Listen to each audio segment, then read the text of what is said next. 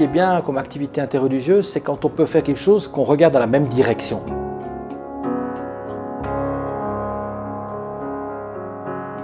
Beaucoup d'activités sont possibles. Il faut être un tout petit peu audacieux.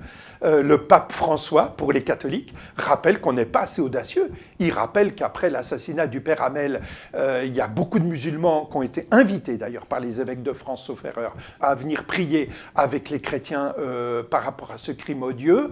Et les musulmans sont venus dans les églises. Et le pape a dit, mais pourquoi les catholiques, ils vont très rarement ou jamais dans les mosquées ? Ça ne veut pas dire que chaque vendredi, on sera à la mosquée, chaque dimanche, ils seront à l'église. Soyons intelligents. Il y a des possibilités de rencontres à certains moments forts de nos fêtes. À Payerne, un exemple. Les musulmans voulaient fêter l'Aïd, ils n'avaient pas de salle. L'église réformée leur a proposé sa salle de paroisse, non pas leur église, mais leur salle de paroisse. Et il y a eu la prière de l'Aïd. Et 2 jours après, nous avons organisé un repas préparé ensemble avec les musulmans et les chrétiens que nous avons offert aux musulmans et aux chrétiens et aux citoyens de Payerne. Et il y a des milliers de petites décisions comme ça qui peuvent être prises et qui sont faciles à faire. Il faut en même temps des réflexions religieuses, des prières, des choses qui puissent être partagées, et puis du très concret. C'est-à-dire, qu'est-ce qu'ils faisaient? C'est à Tibirine, voilà, ils avaient employé les gens du village dans un partenariat pour produire ensemble, je crois, des confitures. Enfin, avec les requérants d'asile, on va accueillir des familles, on va offrir des cadeaux aux enfants. Il faut des choses très pratiques. Regardez l'évangile de Matthieu 25, c'est extrêmement pratique. Donner à boire, donner à manger, aller visiter un malade, aller visiter un détenu en prison, c'est extrêmement pratique. Si on reste que dans les mots, c'est pas bon. Si on n'est que dans le pratique sans aucune réflexion, c'est pas bon. Et en même temps, ce qui est bien comme activité interreligieuse, c'est quand on peut faire quelque chose qu'on regarde dans la même direction. Je vais vous donner un exemple. Ici, dans le canton de Fribourg, ce printemps, les instances catholiques et réformées au niveau cantonal, du vicariat épiscopal, du conseil synodal et l'association des fêtières des associations musulmanes de Fribourg sont mis ensemble pour inviter les réfugiés à l'après-midi ludique. Voilà. On a chanté ensemble, on a fait des tresses ensemble, on a fait de la calligraphie ensemble, on a goûté ensemble et puis on a fini par une prière. Moi je pense ce travail que les catholiques, les réformés et les musulmans ont fait ensemble nous a beaucoup rapprochés et permet, je pense, à l'avenir aussi, peut-être d'aborder d'autres questions, justement, peut-être les mariages, les islamo-chrétiens, enfin, des questions aussi qui nous viennent de la base, de la paroisse, mais qu'on ne peut pas aborder comme ça frontalement, froidement. Il faut d'abord créer cette ambiance et faire quelque chose ensemble. Je pense que ça porte du fruit.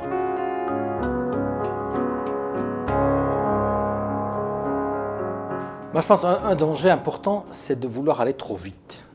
Nous ne vivons pas dans un monde qui va lentement. Donc, c'est difficile de dire non, on a pour l'instant pas de réponse à ça. Non, on ne peut pas faire ça. Non, on n'a pas le temps de s'investir là-dedans. Donner du temps pour que se construisent des relations de confiance. Et ça prend du temps. Chacun est aussi engagé. Voilà. Donc je pense qu'un des dangers, c'est d'être frustré ou de se détourner du dialogue parce qu'il y a la lenteur. Un autre danger serait de trop en attendre. Ceux qui veulent que les musulmans puissent répondre rapidement à toutes sortes de défis, c'est juste pas possible par les forces en jeu possibles ici. Il y a beaucoup de bénévolat, on a entendu ça aujourd'hui aussi. Et dans nos paroisses, les responsables, les professionnels sont aussi surchargés par tout ce qu'ils doivent déjà faire. Et voilà, donc n'attendons pas trop, mais essayons surtout de créer des relations. Et puis, moi je pense quand même comme espoir, c'est que ça permet déjà de sortir de l'ignorance, mais aussi peut-être pour chaque croyant de s'ouvrir au meilleur de l'autre, ou bien de gagner en profondeur. Il y a l'évangélisation, on essaie peut-être d'annoncer la bonne nouvelle à qui veut bien l'entendre. Le dialogue interreligieux est plutôt une conversion de soi-même vers plus de profondeur de notre propre foi, mais aussi dans l'ouverture vers d'autres choses qui sont présentes dans d'autres religions et qui sont aussi des dons de Dieu peut-être pour notre foi. il y a le défi justement d'avoir trop d'attentes précises et puis ça risque de tout fausser. Il y a le danger de la vitrine, c'est-à-dire je vais toujours présenter une image extrêmement positive de ma confession religieuse parce qu'on est entre gens bien élevés, n'est-ce pas? Donc là, il y a un risque de ne pas être dans l'authentique. Il y a encore des risques de ne pas aborder les sujets qui fâchent. En ce moment, l'affaire Tariq Ramadan n'est pas facile pour certains musulmans. La pédophilie dans l'Église catholique n'est peut-être pas facile à gérer pour les catholiques. Il y a des bisbilles de temps en temps, des compréhensions, des tensions aussi des églises réformées, etc., etc. Puis il suffit qu'il y ait un membre qui change, un pasteur qui s'en va, un autre qui vient, un délégué catholique, un nouveau rabbin, et puis il y a presque le groupe, il a à refaire. On redécouvre quelqu'un d'autre, on reprend une autre dynamique, parce que la personne amène une autre dynamique de sa communauté.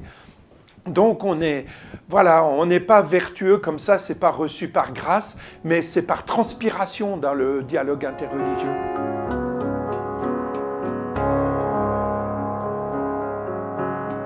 Moi, je me demande des fois comment être présent comme christianisme, comme Église dans le monde musulman. Et je crois que les catholiques ont trouvé une manière très belle d'être présente, c'est à travers les communautés religieuses, dans la gratuité, sans parole, on peut dire, dans le silence de la prière intérieure.